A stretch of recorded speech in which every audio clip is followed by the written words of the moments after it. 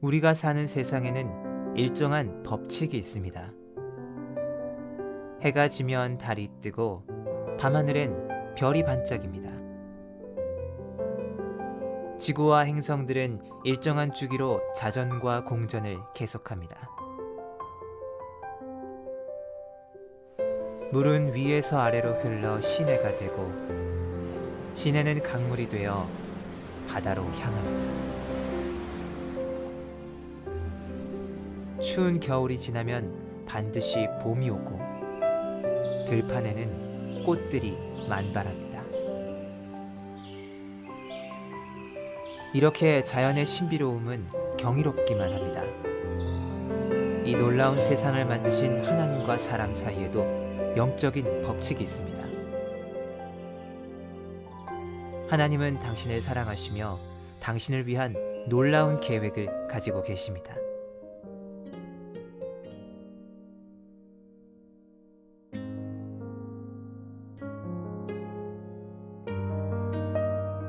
그런데 왜 많은 사람들은 하나님의 사랑과 계획을 알지 못하고 있을까요?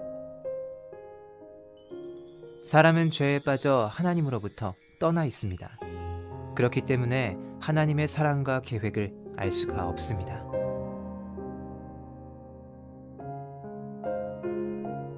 본래 사람은 하나님과 연결되어 있었습니다.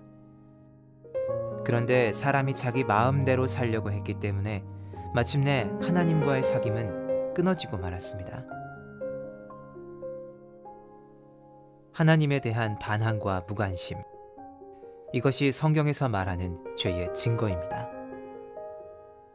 죄는 우리와 하나님 사이에 넘을 수 없는 커다란 간격을 만들었습니다. 사람들은 끊임없이 선행, 종교적 수양, 철학적 신념 등 자기 힘으로 하나님에게 도달하려고 노력합니다. 그러나 이 간격을 이어주는 유일한 길은 바로 예수 그리스도입니다.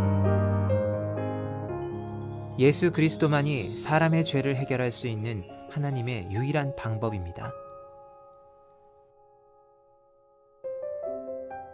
하나님은 그의 아들이신 예수 그리스도를 이 세상에 보내어 우리를 대신하여 십자가에 죽게 하심으로 우리 죄의 대가를 대신 치러주셨습니다.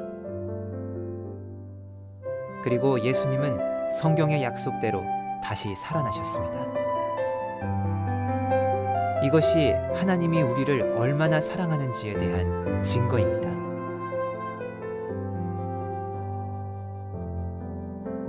그러나 이 세 가지 메시지를 아는 것만으로는 충분하지 않습니다. 우리는 개인적으로 예수님을 나의 구원자, 나의 하나님으로 맞아들여야 합니다. 그러면 당신은 하나님의 사랑과 계획을 경험할 수 있습니다. 우리는 각자의 초청으로 예수님을 맞아들일 수 있습니다.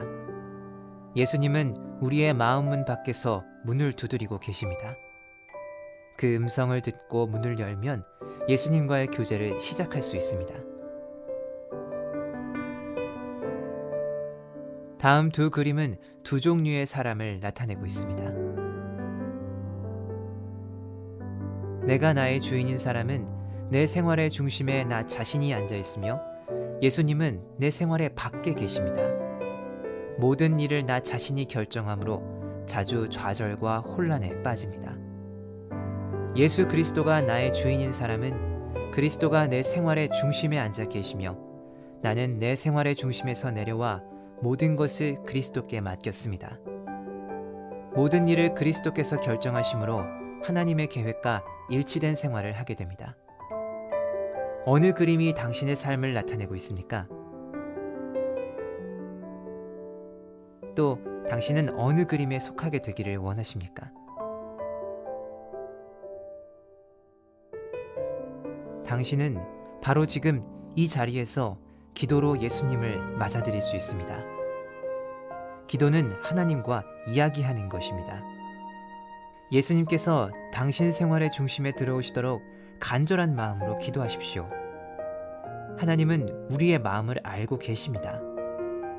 그래서 입으로 하는 말보다는 마음의 태도를 보고 싶어 하십니다. 이렇게 기도해 보십시오. 예수님, 저는 주님을 믿고 싶습니다. 십자가에서 죽으셔서 내 죄의 대가를 치러주시니 감사합니다.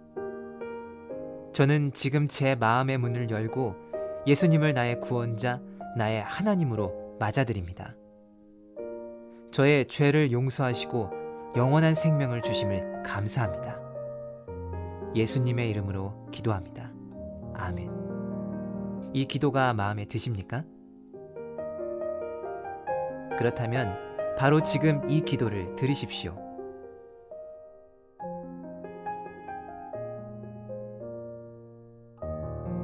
당신이 진심으로 이 기도를 드렸다면 예수님은 당신 안에 계시며 당신의 삶은 새로워졌습니다. 당신의 죄는 용서받았고 영원한 생명을 얻었으며 하나님의 자녀가 되었습니다. 하나님과의 교제 가운데 성장하려면 교회에 출석하는 것이 중요합니다. 모닥불에 여러 개의 나무 토막을 넣으면 불이 잘 타지만 하나씩 따로 떼어 놓으면 불은 곧 꺼지고 맙니다. 당신과 다른 그리스도인과의 관계도 이와 마찬가지입니다. 하나님의 말씀을 올바로 전하는 가까운 교회에 나가서 목사님의 지도를 받으십시오. 다른 그리스도인과 함께 교회 생활을 하면 예수 그리스도를 더 잘 배우고 하나님이 바라시는 풍성한 삶을 살 수 있습니다. 그런데 죄가 들어옴으로써 어떻게 되었죠? 하나님과 멀어지고 사망이 찾아왔습니다. 그리고 점점 하나님과 멀어짐으로 죽음, 사망 가운데 우리는 갈 바를 알지 못한 헤매게 됩니다. 그런데 하나님께서 우리를 사랑하시어 그냥 포기하지 아니하시고 누구를 이 땅에 보내주시죠? 예수님을 이 땅에 보내주시고 예수님이 이 땅에 오셔서 성육신하신 예수님, 인간의 몸으로 오시지만 하나님 자신으로 이 땅에 오셔서 우리를 위해 인간의 모습으로 계시다가 십자가에 달려 죽으심으로 피 흘리심으로 뭐 하셨죠? 우리의 죄를 깨끗하게 사해 주셨습니다. 그것을 마음에 모시고 믿는 자들은 하나님의 자녀가 되는 뭘 주신다? 권세, 특권을 주시겠다고 분명히 말씀하세요. 하나님의 자녀가 되었다면 이제 끝났나요? 아닙니다. 자녀들은 믿음이 자라가야 합니다.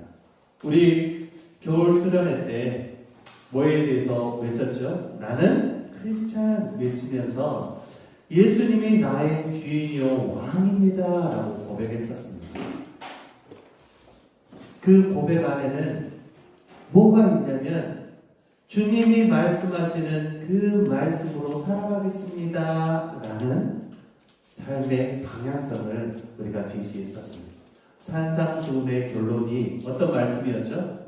반석 위에 짓는 집과 모래 위에 짓는 집. 더불어서 야고보서 이야기하면서 어떤 말씀을 했죠? 행함이 없는 믿음은 죽은 믿음입니다. 분명히 하나님의 자녀로 천국 백성으로 살아갑니다. 그럼에도 불구하고 믿음의 집을 잘 지어가야 하는 것이 하나님의 자녀된 권세임을 믿으시길 바랍니다. 그래서 예수님이 십자가에 달려 피 흘리시고 죽으심으로 며칠 만에 다시 살아나셨죠? 사망을 이기시고 3일 만에 다시 살아나셨습니다. 그와 마찬가지로 예수님을 나의 주, 나의 왕으로 고백하는 그 친구들은 사망에서 생명으로 옮겨지게 하시고 거기에서 끝나는 것이 아니라 부활하고 승천하신 그 주님께서는 약속하셨죠. 뭐라고 약속하시죠? 내가 올라가는 대로 다시 내려올 것이다 라고 말씀하시면서 선물로 누구를 보내주시죠? 성령님을 보내주시죠. 그 성령으로 말미암아 성령 충만함으로 말미암아 하나님의 자녀들은 하나님의 말씀과 기도를 통해서 하나님의 자녀된 그 권세, 뭘 잘 짓는 반석 위에 집을 잘 짓는 믿음의 사람들이 될 것입니다. 중요한 것, 말씀을 듣는 믿음, 말씀을 아는 믿음. 거기서 끝나는 것이 아니라 우리가 말씀으로 뭐 하자고 했었죠? 기도하자. 말씀을 의지하여서 뭐 하자? 주님은 가까이 하기를 원하세요. 대화하기를 원하세요. 누구의 말씀을 의지하여서?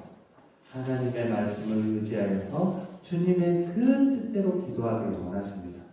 기도는 하나님의 자녀의 정말 위대한 특권인 줄 믿으시길 바랍니다. 우리 부장집사님이 저번에 나오셔서 한 이야기, 소원처럼 했던 게 뭐였죠? 아침에 일어날 때 기도, 잘 때 기도함으로 하나님 앞에 교제를 했습니다. 이것이 뭐예요? 믿는 자들의, 하나님의 자녀들의 특권입니다. 그러한 자는 하나님께서 그냥 내버려 주지 아니하십니다. 하나님께서 책임지십니다. 아시겠죠? 그래서 기도한 그 사람들은 이제 행함이 없는 믿음은 죽은 믿음이라고 했으니까 반석 위에 짓는 집을 잘 지어야 되잖아요. 말씀을 들었고 이제 기도했으면 뭐 해야 돼요? 가정에서, 학교에서, 그리고 생활 가운데 뭐 해야 되죠? 살아내야 돼요. 그럴 때 하나님께서 반석 위에 짓는 집, 믿음의 집을 잘 세워나가는 우리 친구들이 될 줄 믿습니다. 이 사형리의 꽃은 누가 주인인가입니다. 그렇죠? 예수님을 믿고 영접했다면, 자녀였다면 이제 어떻게 살아내야 되는 삶을 살아야 되죠? 내가 주인인 삶과 누가 주인인 삶? 예수님이 주인인 삶. 예수님이 이끄시는 삶, 그 삶이 반석 위에 짓는 집이 말씀을 듣고 읽고 알아감으로써 기도하고 행하는 그러한 믿음의 소유자들이 우리 목포교회 선생님과 우리 친구들이 다 되기를 소망합니다. 누가 주인인 삶? 누가 왕인 삶? 예수님의 왕인 삶. 그 예수님께서 오늘 말씀하신 것과 같이 약속대로, 우리 저번 주에 주제가 뭐였죠? 약속이었습니다. 600년 전, 700년 전에 이사야 선지자가 말씀하였던 그 말씀대로 주님이 이 땅에 오셨고 그 목적대로 자기 백성을 구원할 자로 십자가에 달려 죽으셨어요? 안 죽으셨어요? 죽으셨습니다. 그리고 도살장에 끌려가는 어린 양과 같이 고초를 당하시고 피 흘리셔서 정말 좀 죽으셨어요. 왕이신 그 예수님. 그리고 3일 만에 다시 살아나십니다. 그러면서 하신 말씀이 뭐였죠? 다시 제자들 앞에 나오십니다. 예수님께서 부활하시고 믿는 사람들에게 나타나셨어요. 예수님이 어떻게 죽으셨죠? 예수님이 어떻게 죽으셨어요? 십자가에 죽으셨는데 누구의 조롱을 받으면서 죽으셨죠? 하나님을 믿는다고 하는 종교 지도자, 바리새인과 서기관과 그 지도자들을 위해서 도살장에 끌려가는 어린 양과 같이 예수님이 십자가의 도상에 끌려가십니다. 그리고 약속하신 대로 부활하실 것이다. 계속해서 구약에서 이어지면서 말씀하신 그 말씀대로 주님은 약속대로 걸어가시지만 그 종교 지도자들은, 특별히 사도계인들은 부활을 믿어야 합니다. 부활을 믿지 않습니다. 결국 예수님을 십자가에 못 박히게 그렇게 밀어버립니다. 예수님께서 부활하시고 많은 사람들 앞에 나타나셔서 정말 부활하셨다라는 그 사실을 알려주십니다. 뭐가 되셨죠?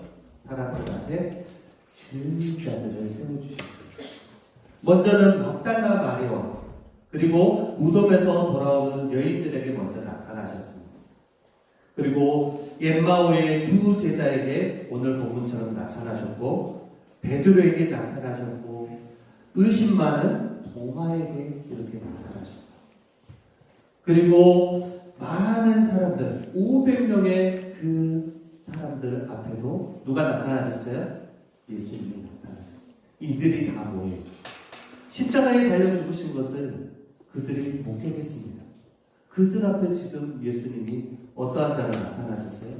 죽음을 이기고 승리한 자, 부활하신 예수님으로 나타나셨어요. 그래서 이들이 예수님의 부활의 증인, 이 사실을, 이 역사를 뭐하고 있어요? 기록하게 하시고 전하게 하셨다는 겁니다. 우리의 죄를 위해 십자가에 죽으시고 3일 만에 살아나신 그 예수님을 믿으신가요? 그 예수님이 부활하셔서 사망에서 생명으로 옮겨주시는 것, 그 예수님, 부활하신 예수님, 생명이신 예수님을 믿으신가요? 그렇다면 여러분들은 하나님의 자녀가 되셨습니다. 하나님의 자녀로서 이제는 부활이요 생명이신 그 주님, 그 주님의 상상한 분량까지 닮아가는 우리 친구들이 되기를 소망합니다. 그래서 주님께서 말씀하신 것과 같이 많은 무리 가운데 증인들을 이들을 통해서 우리에게까지 그 복음이 전해졌습니다. 그 복음, 그 믿음 잃지 아니하고 살아내는 우리 친구들이 되기를 소망합니다. 지금 많은 수는 아니지만 1대1 성경 공부를 하는 친구들이 있습니다. 그 친구들과 나눴던 말씀입니다. 하나님의 말씀을 듣고 읽는 거 어때? 라고 물어봤을 때 사모하거나 말씀을 잘 이해하거나 그러지는 않았다고 합니다. 주일날 들었던 말씀 처음에는 기억하다가 이틀 뒤고 3일 되면 이렇게 표현하더라고요. 탁탁 해가지고 잊어버린대요. 그럼에도 불구하고 예배의 자리에 나와서 하나님을 예배하는 것은 하나님의 자녀된 특권입니다. 그 말씀으로 뭐하도록? 반석 위에 서도록. 그 말씀으로 뭐하도록? 기도하도록. 그 말씀대로 뭐하도록? 한 걸음 한 걸음 살아내도록 주님을 계속해서 하나님의 사람들을 통해서 말씀하시고 성경은 계속해서 우리에게 말씀하고 계심을 믿으시길 바랍니다.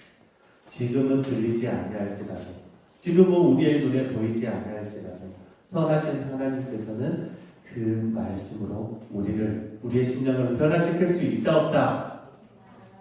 있습니다. 말씀이 곧 육신이 되신 예수님께서 이 말씀을 통하여서 반석 위에 짓는 집으로, 그리고 이 예수님의 죽으심과 부활을 본 증인들처럼 우리도 어떠한 삶을 살아내도록 증인된 삶을 살아내도록 인도하실 줄 믿으시길 바랍니다.